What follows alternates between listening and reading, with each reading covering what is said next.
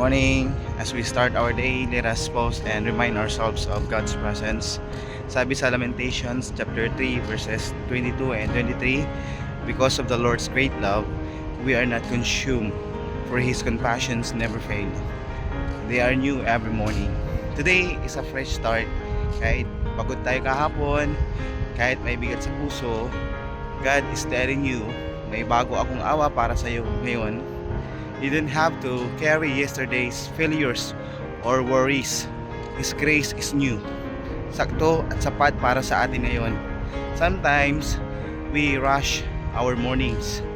Check ng phone, isip ng problema, pressure sa schedule. Pero, when we begin with God, everything else finds its right place.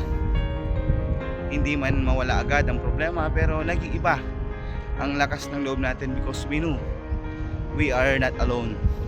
So this morning, let us choose to trust.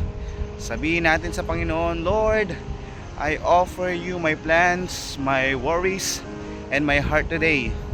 Lead me. Walk in faith, speak with kindness, and move with hope. God bless everyone. Kasama natin ang Panginoon.